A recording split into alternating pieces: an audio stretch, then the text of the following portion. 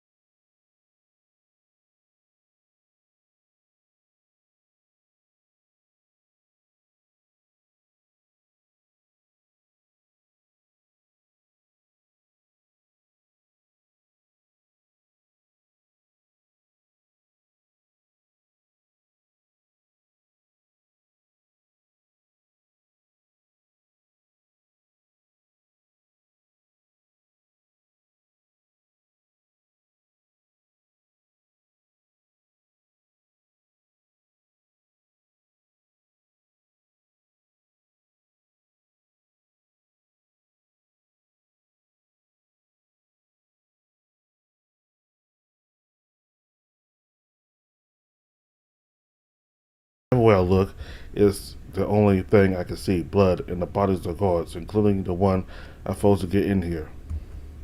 The one who looked so nice in my vision.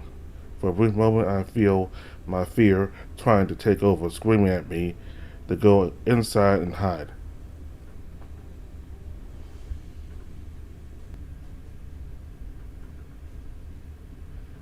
I push it aside to give way to an entirely different emotion.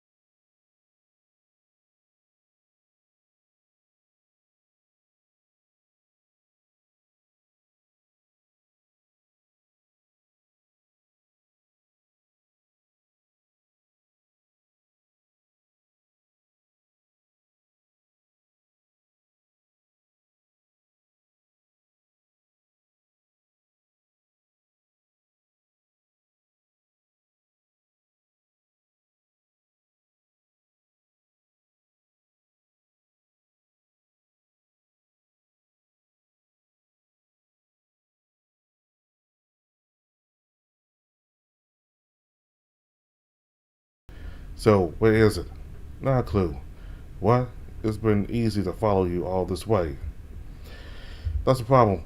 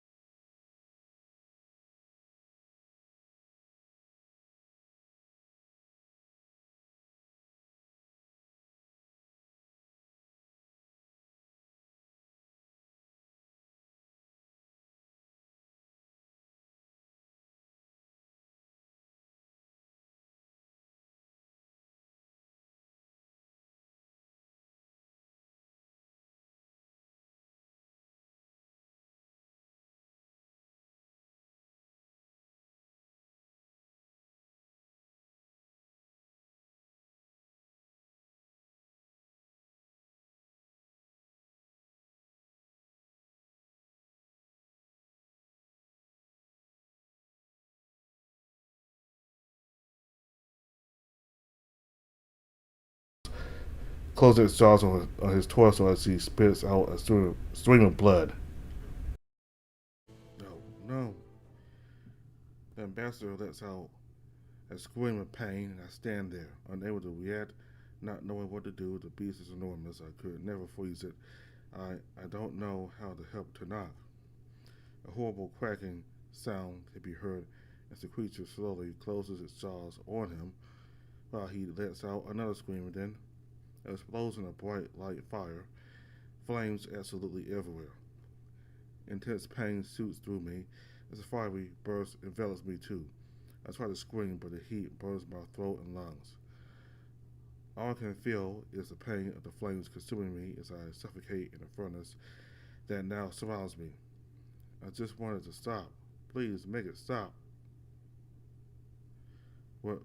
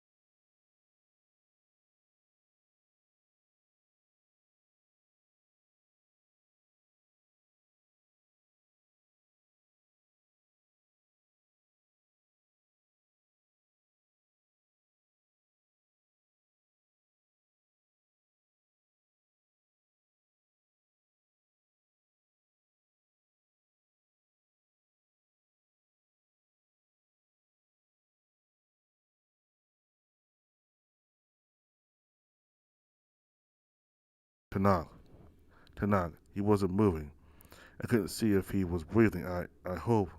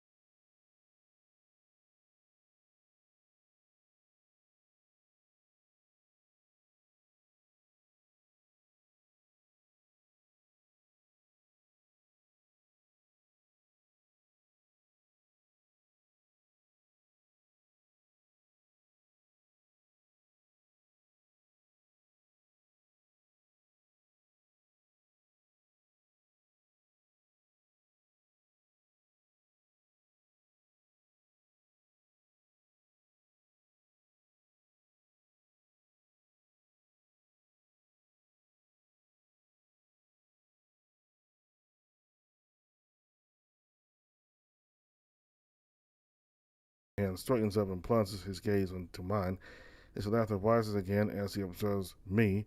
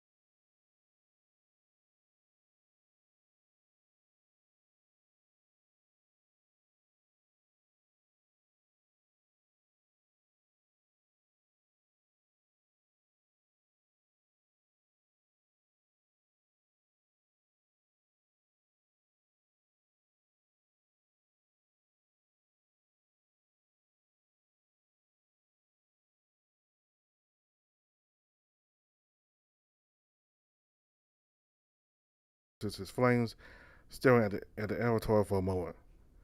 Then he seems to remember my presence. Eric, are you alright? I can't move. He runs towards me, a word resting on his face. Not at all?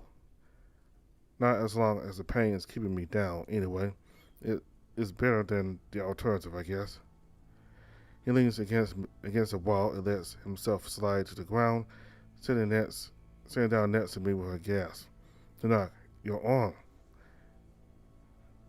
I've cauterized the wounds. I'm not going to bleed to death. But this is falsifying. You have the best healers in the known world. If there's one place someone can fix me up, it's here. But a whole arm? After what we've just seen, it doesn't seem so unlikely, does it? I know that the most powerful brands of Moriarty can regrow lost extremities, but I've never heard of the recovery of a whole limb. A few fingers, a hand at best, but an arm? Tenoch is right, though. There are the best brand users in the world right now, and he knows more about them than I do. But suddenly a foul gurgle interrupts my thoughts as Catherine's body twists again. You gotta be kidding me. It's something different, though. The flesh, bone, and fur of his body almost seem to melt, sink to the ground before disappearing in a cloud of mist. Underneath it all, another body is revealed lying on the floor, much smaller than the avatar. A body I've seen before. It's all too familiar. The cat? Huh? Look, it's him. The stag's body is covered in burns, his fur completely gone in some places, while his antlers has also burned completely black from the flames. Is he Kellerton's avatar? Impossible. I saw him use his brand. It's small, but it was definitely a brand of Ilaria. Then how? I don't know. My attention returns to the stag lying on the ground. His chest is steering slowly in a steady rhythm. He's still alive. I'm lost. I haven't the slightest idea what this means, and I don't know what to do either. Tenoch holds his remaining hand out in front of him, making his flame appear above his palm. What are you doing? What if it's not the cat? How? You saw him like I did. I was able to change shape to transform himself at will. He can change his appearance, but his brand is like ours. It has its limits. Maybe he doesn't have the strength to take on an appearance capable of fighting or of regeneration. The best way to survive, then, is to try to trick us into thinking he is a friend in the hope we won't risk killing him. We haven't the faintest idea how the brand of Calathon works exactly. It could really be Vakad. It could have controlled or manipulated him or something. I know, but you've seen what this thing is capable of. Is that a risk we can afford to take? No, I don't know exactly what's happening. I'm not even sure I understand, but I do know one thing. This is a bad idea. No, it's not right. We both know it. Look at him. He's wounded, unconscious, unable to defend himself.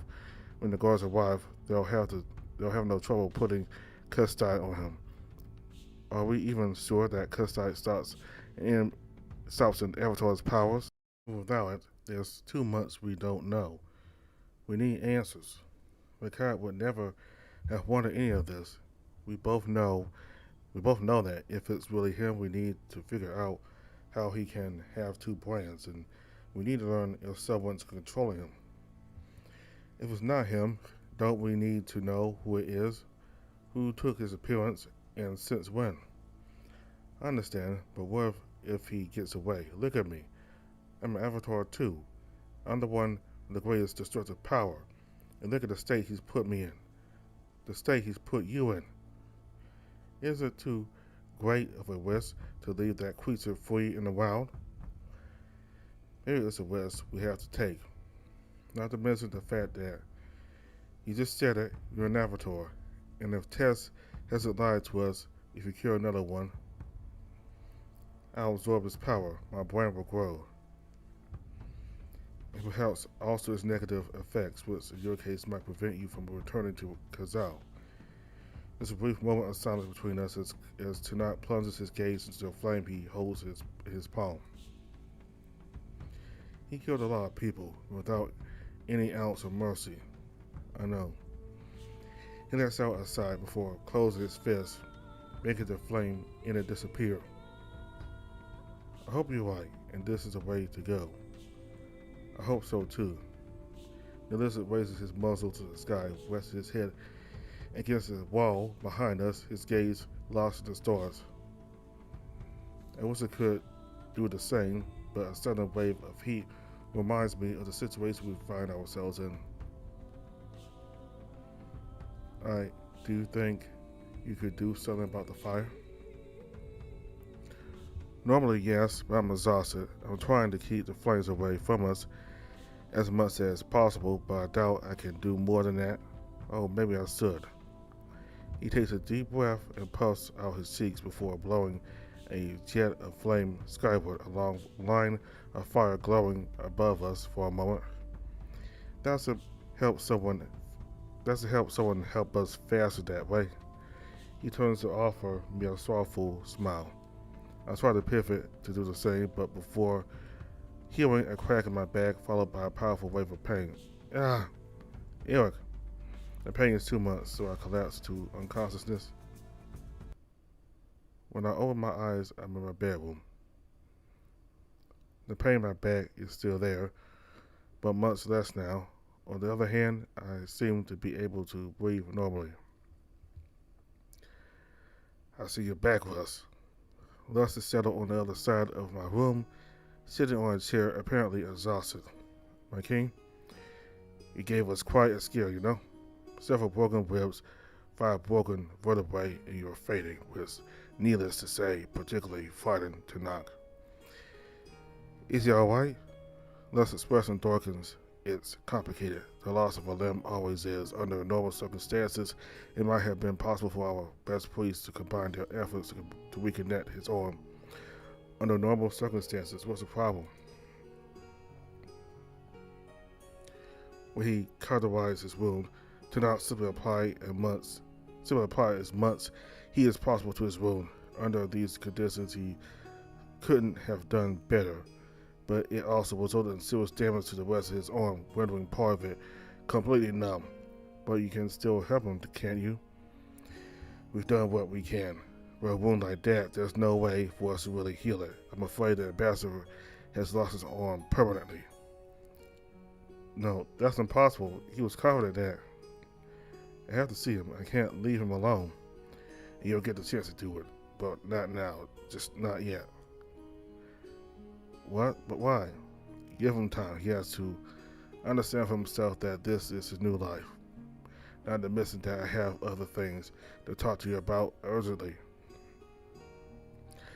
I had the opportunity to talk with Tenoch. He told me what happened yesterday, and I'm going to need you to do the same. I want to make sure he hasn't left anything out. He hasn't? I glance towards the king, who returns it with a brief smile. You both know Tenoch hasn't left anything out. He simply wants to check that our stories are the same and that the ambassador hasn't hidden anything from him. No reason to lie to him anyway, and I doubt Tenoch did. So I tell the king everything from our visit to the scene, the attack, to my fainting in prison. Lust listens attentively, merely nodding. I'll ask a question now and then just to get some clarification or to be sure he's understood. When I finish my account, the king takes a moment to reflect before running a hand over his face. Are you absolutely certain that it's only the 3 of you who are privy to the fact that you've visited Sibi? Well, unless Tenoch told someone else, yes. He hasn't. I've made sure that it has to stay that way. Even Aeon can't know about this. Even your spouse? Why? Do you know exactly what you've done? Do you realize the scope of your actions? I know it wasn't a good idea, but not a good idea. Eric, you used your brand or a guard in the line of duty before infiltrating our prisons, accompanied by a foreign dignitary, all in order to speak to someone accused of a serious crime. From a legal point of view, you have committed an act of treason against the kingdom. What? But that wasn't my intention. I never meant to do anything against you, nor against Frostfang. I'm sure you didn't, but that's not the point. Your intentions count for little compared to your actions and how they might be interpreted. But We'll have to cover this up and keep these adventures to ourselves. Officially, the beast ran into you while you and Tenoch were walking into the gardens. Did I really have to lie to everyone, including King Aeon? Especially to him, yes. I love my husband, but some of his opinions. He's a military man, first and foremost. And if there's one thing he won't forgive, it's these kinds of actions of disobedience to his authority. It's better he doesn't know, not to mention that it could drastically compromise our future relations with Kazal. They're likely to be complicated enough as it is. Because of Tenoch's wound, right? You know who he really is, don't you? I simply nod in response. In that case, you can imagine what this looks like to his empire. The crown prince, badly wounded while under our protection. But it wasn't your fault. Our royal hunters guilty of this crime. How do you think the emperor will react to this news? So it really was a cod? It seems so. We haven't been able to question him yet. He's still in a coma following the fight with Tenoch. Where is he? Locked up in a cell made out of custard with our best guards watching over him, as well as a priest of Oregon, since fire seems particularly effective against him. I don't think it's really him. At least he's not the one in control. When the avatar of Skeleton spoke, it wasn't at all like Fakad. Possible. It's also possible that he's been deceiving us for all these years. As long as he's asleep, it's possible for us to get any concrete information.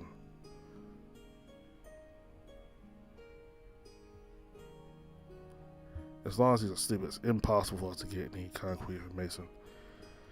As far as he's concerned, all we can do is wait. I hate this. I feel like someone's playing with this. However, even if we're going to keep this to ourselves, I'll have to change some rules. You can't go on acting this way. I understand. For a start, Tenoch will no longer be the one teaching you how to use your brand. Vo will now take charge of your training. Vo, I'm pretty sure he hates me. Don't exaggerate. And even if he did, it wouldn't make much difference. He's the best priest our kingdom has and one of the best instructors. I don't doubt for a second that he'll know how to remain professional at the very least. And perhaps as he gets to know you better, he might even come to like you. I doubt it. He doesn't seem to be the kind of person receptive to my natural charm. Also, both Tenoch and you are confined to the castle, at least for the next several weeks. My first reaction is to protest, but I quickly chose to remain silent, lest it's right. What we've done could have much heavier consequences. I should count myself lucky. Firstly, it will be so that you can both recover from your injuries. On my side, it will give me time to observe whether you are able to contain yourselves and then to obey my orders. I understand. Really? I expected more resistance from you. I guess I've begun to understand how things work around here, and that I shouldn't complain too much. Love smiles at me again before rising to his paws. One last thing. He points to a pair of crutches against the wall. I suspect that telling you to stay in bed is absolutely futile, so if you absolutely must walk, you will use these. Your back and your leg are going to need all support they can get for the next few weeks, and avoid singing or shouting for a few days. Your ribs are back in place, but they're still going to need some time to heal completely. Yes, my king. Oh, and also, since I know you'll be trying to visit Tenoch as soon as I close this door, tell him I'm sorry I can't do more. I mean it. Sure, I'll tell him. Thanks for everything. He nods silently and leaves. As soon as the door is closed, I push back the blankets covering me and put my paws flat on the door. On the floor. Which I immediately regret. A spike of pain shoots through my right leg as I clench my teeth and hold back a scream. Sudden movements are to be avoided, noted. As slowly and calmly as possible, I fetch the crutches, trying to make sure I put my right leg down as little as possible. After what seems like an eternity, and several groans of pain which, had they been public, would undoubtedly have done great damage to my perceived manliness, I am finally equipped and ready to go. But before I go to tonight, there's one more stop I need to make. I'm not going to make the same mistake twice. Hey, I can't. Eric, Don't just stand there. Sit down. Gladly. It turns out that getting around on crutches isn't as simple as it first appears, so I'm surely not going to complain about so I'm surely not going to complain about having somewhere to sit my ass down. How are you doing? A few broken bones here and there, but according to Lord Lust, nothing irreparable. The next few days promise to be fun, though. I'm sorry. It's not your fault. It's not like anyone could have foreseen what was going to happen. But the beast came from Akkad. Oh, I guess that's the official story. It makes sense, but it's not going to help our relations with our neighbor. And unless you came here with an arena beast hidden in your loot, you're not responsible. I know. It's just, I wish I could have done something. I lift one of my crutches to gingerly tap the bird's head. Thus doesn't realize the power he's given me by handing me these things, and I have no intention of using them responsibly. There's nothing you could have done. You probably would have been hurt just like the rest of us, and I'd rather you didn't. And I'm more than fine. The beast has been defeated, and that's all that matters. But Tenoch, his arm. I'm waving my crutch again, but in a jokingly, menacing way this time. I didn't know you had the ability to make them grow back, or to stop monsters from chopping them off. Sorry, you're right. I'm just happy to see you're doing well. Perfect. I wear my clutch on my side. It doesn't look like it, but this thing is heavy as fuck. Then there's a moment of silence before I can't let out a sigh. Go see him. What? Tenoch, go and see him. I can see you're dying to. I appreciate you stopping by, but you're together now. You should have your priority. I promise you I wouldn't make the same mistake twice. And I'm grateful now. But now go see him. He pauses for a moment, then gives me a worried look. You need help getting up the stairs? I'm not that hurt. It's not a staircase that's going to defeat me. At least I hope not. I'll leave my door open. If you ever need help, just shout and I'll heal you. I'm telling you, it's going to be okay. I gave him my biggest smile before standing up clumsily. It looks like a cat wants to help me for a moment before choosing to sit back down. Never be thanked. I don't need any help. I'll manage to move just fine on my own. So I say goodbye to him before stepping out into the corridor, mentally preparing myself to face a new kind of enemy, the steps of the staircase in the wing of the castle. The ordeal is long and difficult, and on several occasions I'm tempted to call the Falcon for help, and he offered. But I guess when you're stubborn, it takes more than a little pain to change your mind. So I grit my teeth and continue my climb. It takes me a good 10 minutes and leaves me panting and sweating, but eventually I manage to defeat my enemy, and at the top of the stairs on Tenoch's floor. I glance briefly behind me, eyeing the staircase as I realize I'll have to descend it later, which briefly fills me with a sentiment of weariness. But that's a problem for later. For now, I need to focus on my current objective to find Tenoch and make sure he's alright.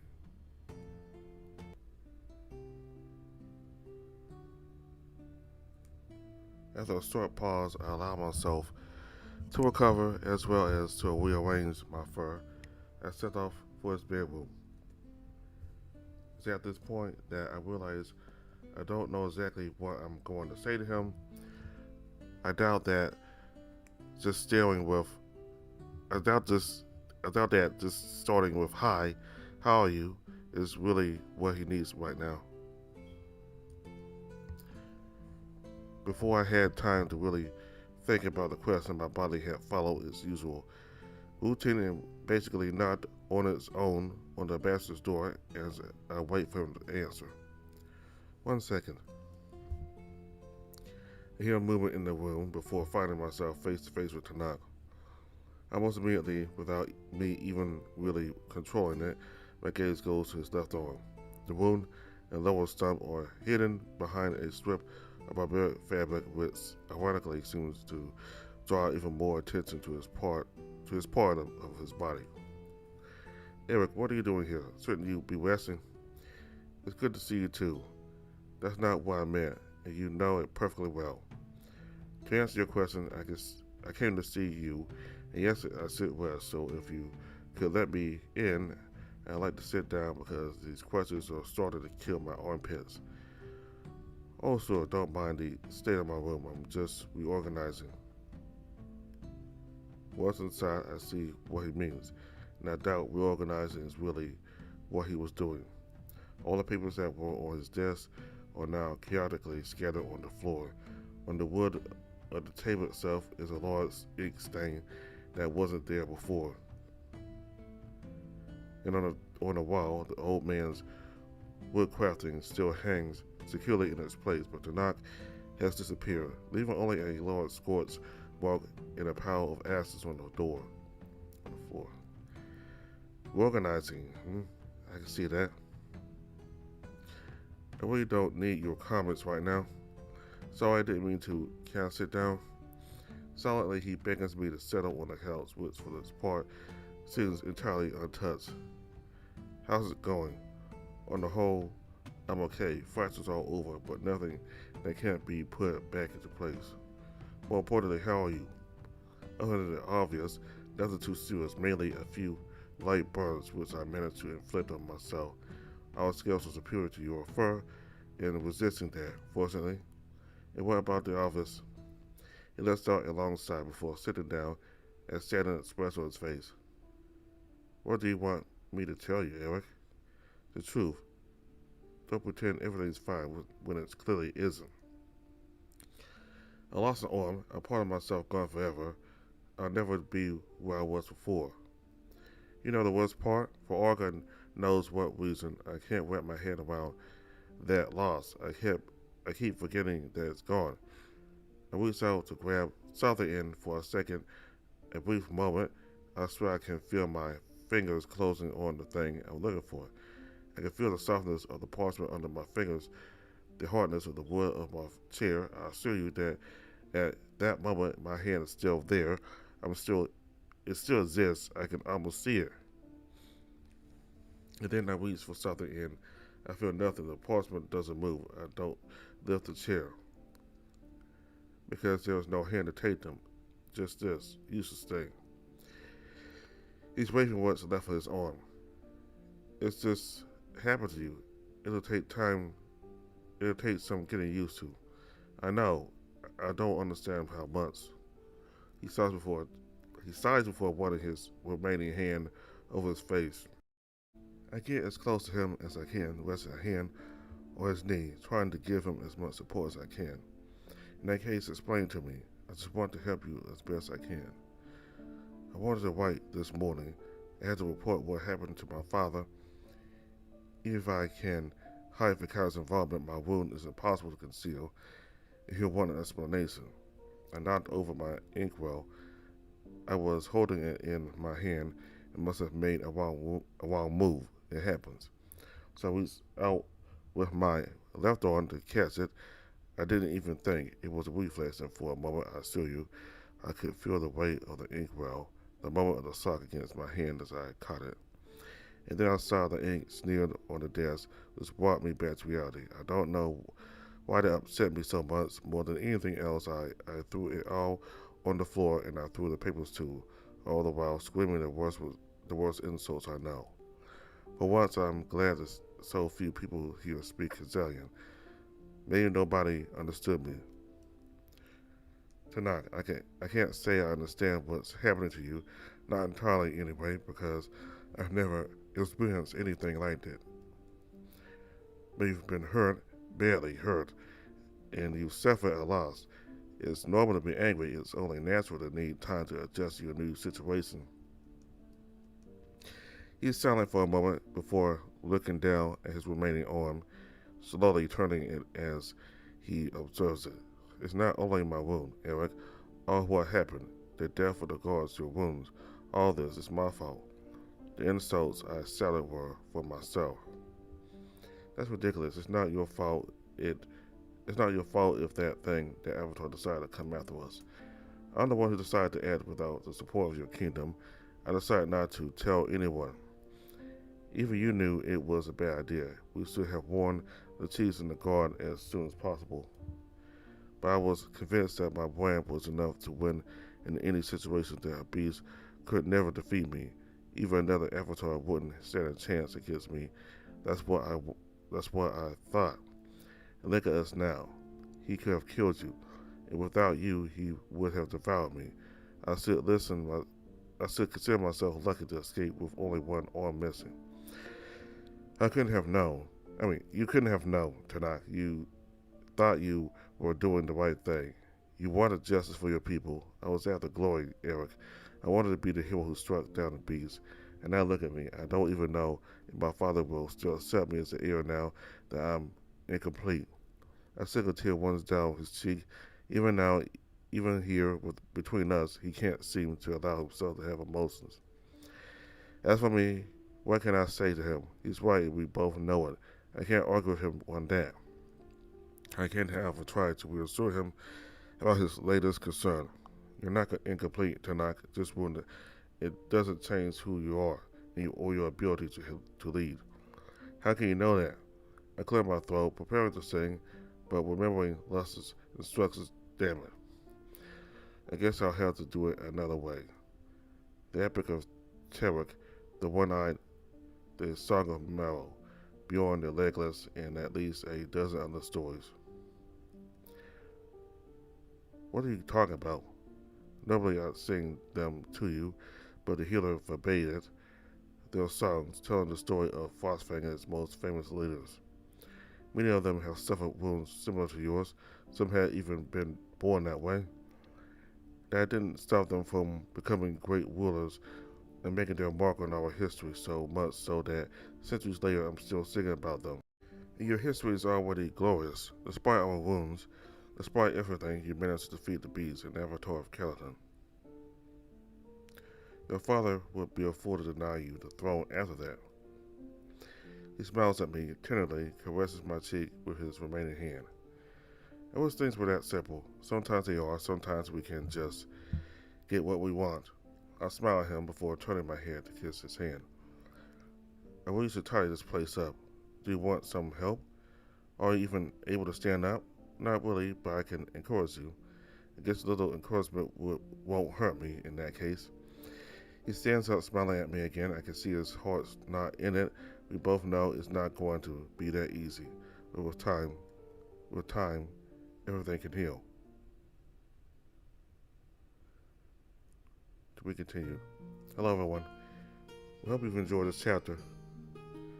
If you want more information about NeveN, feel free to follow us on Twitter. We also have a Discord allowing you to chat among community members. Finally, if you would like to support our project, we also have a Patreon that allows that offers you a series of benefits, such as bills 2 weeks in advance, but also unique stories about the characters of NeveN. If you like the VN, please also feel free to rate us on itch.io. It will help us a lot. Once again, a big thanks to all of you and see you soon.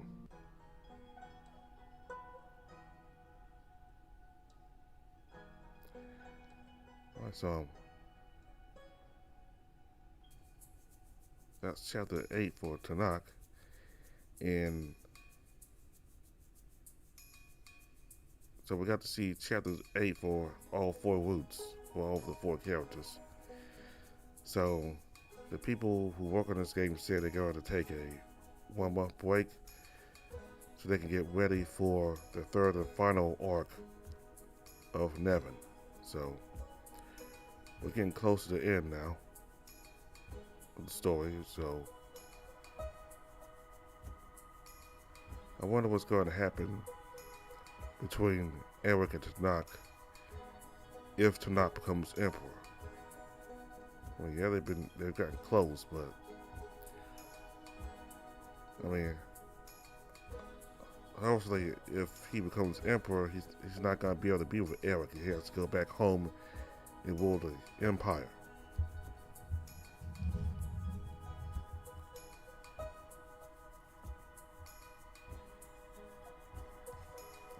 I mean, I don't know Eric will go there with him to Kazal. Well, I don't know, but anyway, maybe I don't know what's gonna happen. But anyway, how that's gonna work out, with Tenoch possibly being the emperor and and Eric still being able to have a relationship with him. I don't know, maybe Tenoch takes Eric to Kazal with him and they work something out. Or maybe it ends with the emperor not, with Tenoch not being able to become emperor and he stays in Frostfang, with a continues to be ambassador and their relationship continues to grow afterwards. Or I don't know how that's gonna work out, but anyway, we'll have to see what happens. So Tenoch really, he had his mind was full of rage, so he wanted to be a hero because many of his people were also killed in these attacks. So he wasn't thinking about the consequences, but he wanted to seek justice. And I really don't blame him, but he still thought about the consequences because now he doesn't have an arm, and the Emperor of Kazal was his father. He's gonna be very angry about what happened to Tenoch and his arm, and the fact that his son wasn't safe in Frostfang. I mean, Frostfang is supposed to make sure he's safe, but it's not a good look for Frostfang. That's what King Lust himself said. So in about the cat, we didn't see. Unlike in NeveN and the cat's rules, we didn't see the cat at all. When he gets caught, and you have to decide whether to kill him or spare him.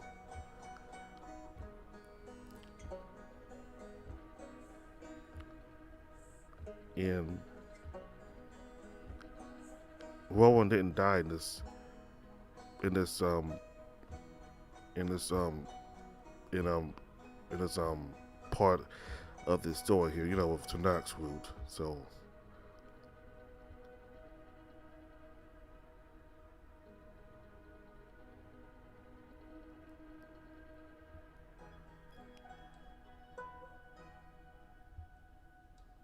I wonder if that has any meaning. Rowan, at least the story doesn't mention him dying. Maybe he did die, but it didn't really mention him outright dying. But anyway, and I forgot what this feline's called now, but I don't know, it's a leopard or jaguar or whatever. But in in Vakad's route, he confesses that he's the one who's been controlling Vakad. So I wonder if all this damage in this route with Tenoch and then NeveN and the cat, was he the one also responsible for all that too? The feline leopard or jaguar looking person who just loves killing people.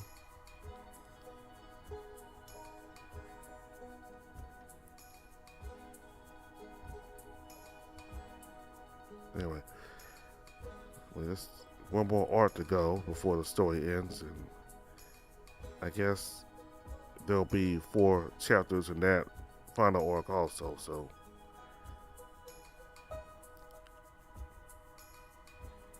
So like I said, the story's gonna take a 1-month break, so all the assets can be ready for the 3rd and final arc. So we're done now with the 2nd arc. So there should be a new update in April. So, thank you all very much for watching. Bye.